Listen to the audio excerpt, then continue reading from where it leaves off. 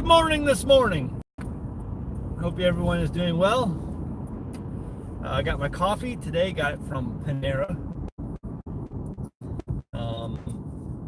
Because Jamie wanted to go and get some oatmeal from them. Oatmeal. And she doesn't like normally eating at Panera because, I don't know, there's something about like their soups. Like she's big into soups like right now. And so she went, they had their soups, I guess, a couple months ago, and it just did not do well with her because their soups are full of so much processed garbage. But, you know, can you really mess up oatmeal? We'll see. I'll let you know. But their coffee is pretty good. I got a coffee from them today. So that's where the coffee came from today. And today I got to go drop off some paperwork. So apparently, this is good news. We love good news, right? We love good news. So apparently, people who have been going to the vitamin C clinic, the hyperbaric chamber where we do all that stuff, they have had success with submitting their billing that they have paid for that stuff over to their Blue Cross Blue Shield, and they have covered it if there's a diagnosis of something serious like cancer or something like that. And so once I heard that, I was like, oh, goodness gracious, let me jump on that real quick. And so they did the paperwork for me at the clinic and printed off all the proper codes and, you know, for the medical whatever stuff codes, and I take that over to the Blue Cross Blue Shield office and submit it, and maybe we'll get a reimbursement for all that money. That would be great. That would be great, because then I can use that money for other things like ozone, which I know will probably be covered under insurance. Anyway, so today I was reading an article on Drudge this last week, and I didn't get a chance to make a video on it. It was on Drudge Report, and it was about a family who had moved to Chile, and they were homesteading, and they have a YouTube channel. They only have like a couple thousand subscribers, and they decided they have like 5 or 6 kids, I'm not sure, and 3 of the children were grown and out of the house. And so this couple decided to take the remaining 3 children, I believe 3 children, and move to Chile, in South America. And so there have been numerous occasions where people have emailed me and wanted to know what I thought about the possibility of moving overseas for homesteading things, and cost of living, cost of building, all that infrastructure, all that stuff, and would it be possible, would it be good, Zach, move my family overseas and we homesteaded there? Different countries that have come up often are Ecuador, New Zealand, a lot of South American countries, Costa Rica. I have had some friends who moved to Costa Rica. Most of my friends who have moved to Costa Rica have all moved back.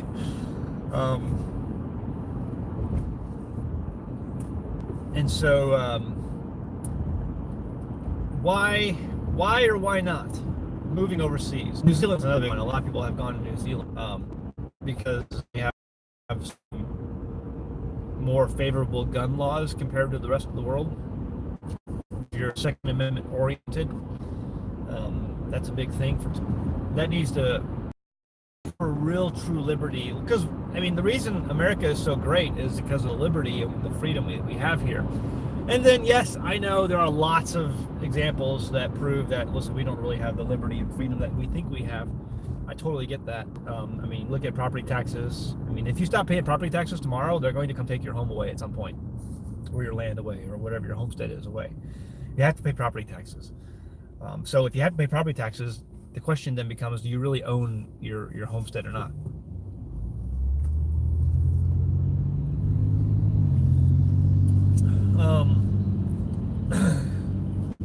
So, reasons why I don't think it's a good idea to move overseas and homestead overseas. And we'll just go through this real quick because I want to do today. But I want to put this video out. And I'll leave this up on YouTube, until it's finished processing, and I'll put it over on the Patreon site over at patreon.com. Number one, culture shock. If you move somewhere and you have a family, they're going to experience culture shock. It is what it is. A different language. You're not going to look like the other people. No matter, even if you move to somewhere in Europe, you're still not gonna look like the rest of the people. Americans just stand out. Just what it's just they do.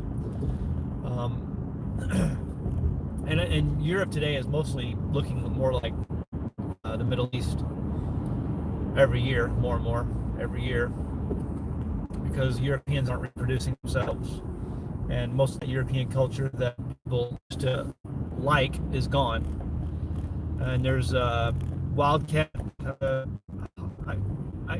I've mentioned their channel before, Wildcat Hollow or something like that. I'm sorry if I totally butchered that, but they're moving from Germany to here because it's just turning into the Middle East. Germany is turning into the Middle East because of their immigration policies, and it's getting more violent.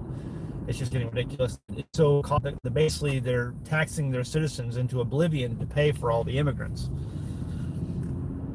Also, the culture shock of moving to like somewhere in South America is going to be really huge on kids.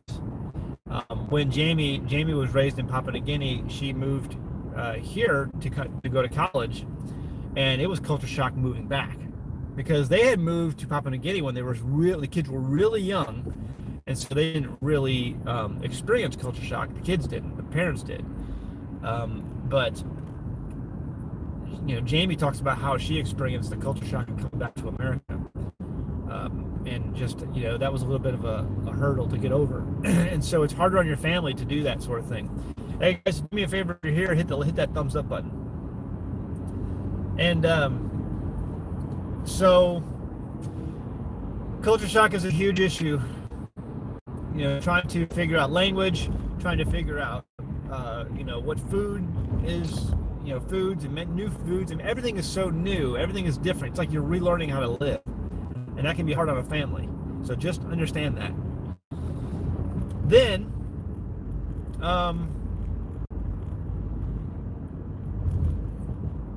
the big issue for many of you guys, at least for me, it's going to be firearm ownership. How can I protect my family?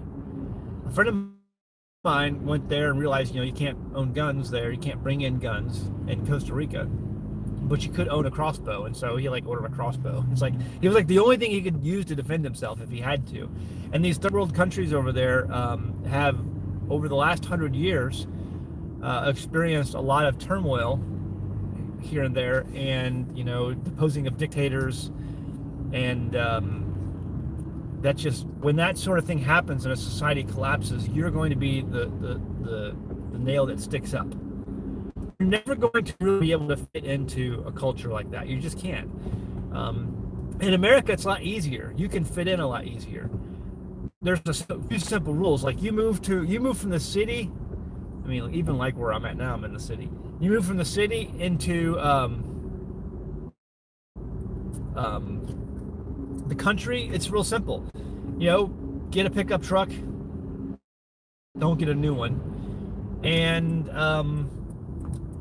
grow some facial hair, grow a beard, and whatever you do, don't tell anyone you're from California. And you can fit in pretty good, in the country where I'm at. No, I'm not moving. My goodness, I think people think I was moving. Is he moving overseas? No, not moving overseas. I'm just saying, I get this question a lot. People ask me, Zach, is it a good idea if I homestead overseas? Can I homestead in this country or that country? Can I homestead in like Uruguay or Costa Rica, or Ecuador is a big one. A lot of people email me about Ecuador. A lot of people email me about New Zealand. Say, Zach, is it okay? Do you think it'd be all right if I moved to New Zealand and moved my family there and did homesteading? The land's cheap, and You can there is the gun laws in New Zealand have changed basically overnight because of some of the mass shootings that have happened there. They don't have an NRA there. I mean, as much as I don't like the NRA for some reasons, because I think up leadership is corrupted, like Wayne LaPierre and some of those guys. Um, they don't have an NRA in New Zealand, and so when they had that mass shooting, public sentiment turned against gun ownership like that overnight, and boom, you had the changes in gun laws. So you can't, so I don't. It's gonna be real hard to own firearms that you could own, like the U.S. and New Zealand. You can't do that anymore. So they're changing all that.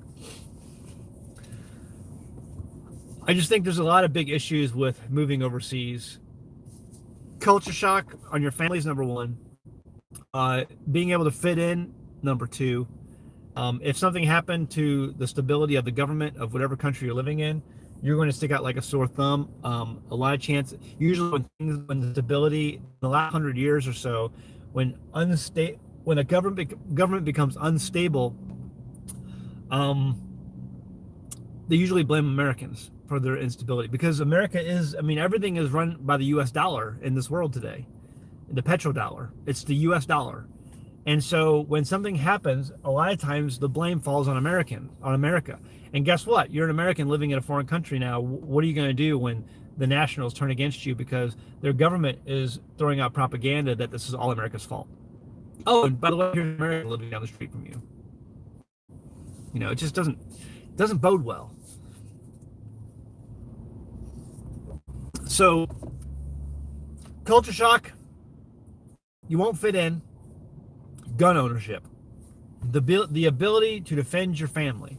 When I got married to my wife, I told her that she will learn how to use a gun because she is mama bear, and if we're expecting to have children, she wanted to be a mom and a housewife and keep a homekeeper, and that's looked down upon in today's culture, but that's what she wanted. And I said, if you're going to be that, you have to learn how to learn how to use a firearm, because a bear, the purpose of a bear is, a mama bear will defend her children. She has teeth and claws for that. That's what she has, the tools she has. Well, that's what Jamie has. Jamie has a firearm, and she needs to learn how to use it. You can't do that in other countries. You don't have that ability. You're at the complete mercy of the public sentiment around your area, local government, or the country government. If they turn on you, you have no ability to defend yourself. There is no NRA in these countries. There's nobody who's going to advocate you at the government level, for you to keep your ability to defend yourself and your family. That's just not there. That's a huge. Jamie can outshoot Zach, folks. I've seen it. She is really good. I mean, I'm not kidding you. She's really good at shooting, in a controlled, measured range. But I've been through some advanced pistol courses, and there's very few people who can take me on time and accuracy. I've been through some really good advanced pistol courses. The Defensive Shooting Academy was one, but it was cool. Jamie went to a shotgun class one time, and she was like top shooter in the shotgun class. She's done really good at other courses where it's measured, where you can kind of take your time, and she's done excellent. But she's never been through an advanced pistol course where you have to shoot fast and accurate. But if she went through that training, she'd be really good. Women are notoriously better shooters than men. They just are. And the reason that is because, and I was a firearms instructor. The reason that is because women don't have the brainwashing of movies and false masculinity that portrays from being a firearms owner. So women are notoriously better shooters than men because they don't have any of that blocks, they have that blocks anything. When women go through firearms training, they will notoriously be better shooters, more accurate than men. 9 times out of 10, they will be. And so, another thing when it comes to women and firearms, The worst thing you could do if you want to make your wife a good shooter is to not train your wife. Go out and find a professional and let her or him train your wife. There's something that happens when a husband tries to show his wife how to shoot. If you want your wife to learn how to shoot and shoot well and her to enjoy the experience, you need to let a professional do that. You need to let a professional firearms instructor, whether it be male or female, and there's some great female trainers out there, train your wife. So I get a lot of guys who've asked me, hey, how can I train my wife on how to shoot firearms? I want my wife to go through training. I want to teach her how to shoot. And I tell them, don't do it. You don't need to do it. Find someone else who can do it. That said, once your wife is trained and has gone through training, gone through a couple classes, she will, a lot of times, shoot better than you, unless you had some really advanced courses, really advanced training. Yeah, that is what it is. What it is. Anyway, so my issue on this will be the video I put out when people ask me. I'll be like, hey, is it okay? Shoot challenges, contact me for tickets to participate in a outshoot contest with Zach. $2,000 per entry. Yeah, money raised will go to Jamie's treatments.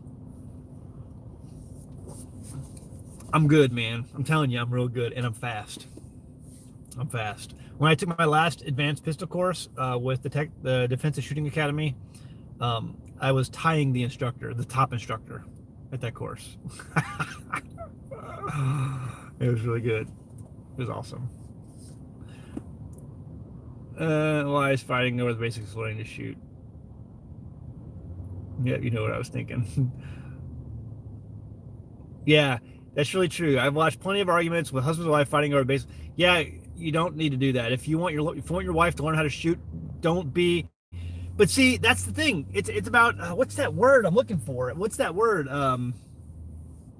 Men can't get past. It's the machismo. It's the men just think they have to know. They just have. I can't think of the word I'm looking for. Men just think they have to learn. It's bravado. No, what is the word?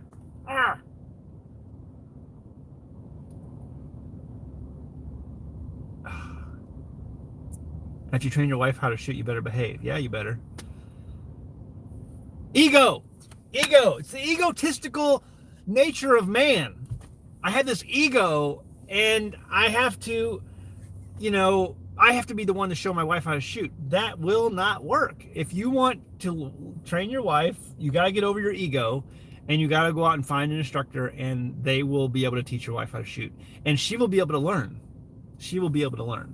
I don't know what it is. There's some kind of block that happens when a husband tries to teach a wife how to shoot. And as an instructor who's instructed and been through lots of classes, I'm telling you, that is the case. There's a husband should not teach his wife how to shoot. A wife needs to go learn from a professional. So, anyway, I just think, guys, if you ever hear someone talking about how they need to move over, they want to move overseas, and I have friends that live overseas and they're doing okay. One of the doctors who's been really advising us on Jamie, he lives in Costa Rica, and he's been amazing at helping us. They live overseas and they seem to be doing. They seem to love it over there. That's great, but it's not for everyone. I think when the chips are down, and if there's a government instability in the country where you're living, you're going to have a hard time. It's because you don't fit in. You're never going to fit in there. You're never, ever going, no matter how long you've lived there, it's never been long enough. You've never been indigenous to the people there, the people who were born there. And it's not like America where lots of people move around all the time. In most of these countries, the people who were born there will die there in the same villages, sometimes never having left the village they were born in. And you don't have that sort of family background, it's going to be hard. It's going to be hard to be able to rely in a life and death situation on the people around you when they don't consider you as really part of them. You're always going to be, even in the back of their mind, no longer how long you've been there, an outsider. Um, so the reason I like the Ozarks, and there's other places in America too where this can happen, uh, is that you can fit in. You know, even I'm an outsider. Even where I'm at now. Some of the people there are people who live in on my road who have lived there all their lives. Their families have been there all their lives. Their families they're related to the people who originally settled the area 200 years ago. I'm not kidding you. 200 years ago, they're the descendants of those people, and to them, I'll never be. But I'm more than it would be if someone came from another country and lived there, if that makes sense. I can look the part. You know, I have a pickup truck. It's rusted. You know, I have a beard. I look like they do, and you know, I can say hi, I can say y'all, you know, and do it convincingly enough. Shalom, y'all. I love that T-shirt. City Boy. Yeah, Vod. Vod. If you've ever met Vod, some of you have met Vod. He lives on my road. He lives in different places on the road from time to time. But Vod is as indigenous as to my area as an Aborigine is to Australia outback, and to the Australian outback. That's how indigenous Vod is. And you know, he calls me City Boy. And it's funny because he'll call me City Boy in front of people who don't know me very well in the area, and they look at me and they're like, why would you call him City Boy? He's driving a rusted pickup truck. He's got beard. He's got dirty clothes on. You know, I mean, well, he doesn't look like a city boy. But he calls me City Boy because he knows I'm originally from, you know, St. Louis. And to him, I'll always be City Boy. It's just funny. And that's okay. I get along great with Vaughn. He's one of them. You know, it takes people a little bit to warm up to him because he can be a little friendly sometimes with the ladies. But he's just being friendly, and he drinks too much. He's always after about 11 or after about 1 or 2 o'clock. He's always holding a beer in his hand. And you know, he's got a little bit of a drinking problem sometimes, although he's way better today than he used to be. But he's one of the most friendliest. I would trust him with my life and trust him with the lives of my family. He's very loyal, and after knowing him for a number of years, yeah, there's very few people on that mountain other than the Hebrews that I would trust more. Put it that way. Very few, other than the Hebrews who live there. Zach, the city boy who became a mountain man. I'm just telling you, listen, guys, if you're planning to move off grid, you want to homestead in the cities, you know, you can do that. Or you want to homestead in another country, you can do that. But this family, the reason I'm doing this video is because there was a family who was showcased on the Drudge Report, which covers all the major news headlines around the country. And this family was showcased living in Chile, South America, and they were homesteading, and I believe they're off grid, if I remember right. They were living and you know, they were talking about some of the difficulties, some of the challenges. I believe it's like homesteading in the desert. I said before, you know, it's hard to do that. You can do it. You can do homesteading in the desert. Is it going to be harder? Absolutely. Homesteading is a challenge regardless, no matter how you look at it. If you're going to homestead in the desert, you have to understand the challenges that are associated with that, and that you're going to have to work harder than if you homesteaded somewhere where there was rain on a consistent basis. You can homestead in the desert, but it's harder. It's going to be harder for you, and homesteading is hard anyway. Why? That's the reason why people don't live in the desert normally, because at least a lot of people, because it's harder to live there. If you homestead in a foreign country, you can do it. It's going to be harder to obtain and live and thrive in that environment in different situations, because different situations are going to arise that's going to make that lifestyle more difficult than if you lived somewhere else. It's that simple. You can do it. You know, be encouraged. It can work, but it's going to be harder. If that's okay with you, then fine. You know, live in Uruguay, Costa Rica, Ecuador, New Zealand, you know, wherever you want to live. Um, you know, and you can overcome enough challenges with time and money, you know, but understand that there's going to be challenges that you won't face if you lived in America. There's still a reason why I believe this is the greatest country in the world. And number one is my ability to own firearms, and not have that challenged. Right now, let's see, I can drive around wherever I want. I can go into any store, shop, whatever, and I can carry my gun. And, you know, if I get caught, if someone says, hey, if I'm printing, if you know what printing is, someone sees that and questions me and calls the police, I have a permit that they can't. And not only that, but I have a Second Amendment. In Arkansas, you don't even need a permit anymore to carry, technically, because it's protected under the Constitution. You don't have that ability in a lot of other places. All right, guys, I just wanted to do that video. It's a question I get a lot. I got a lot this week, and then I saw that article that was posted in Drudge about this family living in Chile and some of the challenges they were facing, and how they're even looking for support to make it, you know, on their homestead. Some of the challenges they're facing about government, mail, all that stuff. You know, being able to get the things that they could easily get in America, they can't get where they're at now. And so if all these challenges are going to arise, you have to, I think, second guess yourself. Do I really want to live in a foreign country? I don't know. Maybe you do. I hope wherever you live that you find peace and happiness. Sounds corny, but I hope that's what you get. So there are some real benefits at living in some of those places, for sure. Not to mention, some of them are very, very beautiful to live in. All right, guys, I'm gonna let you go. I gotta go do some paperwork, do some running around, but I thought I'd just do that video and I'll put it out over at the Patreon site when it gets done being processed over at YouTube. But thanks for your prayers, guys. Jamie appreciates it, and I'll see you guys soon.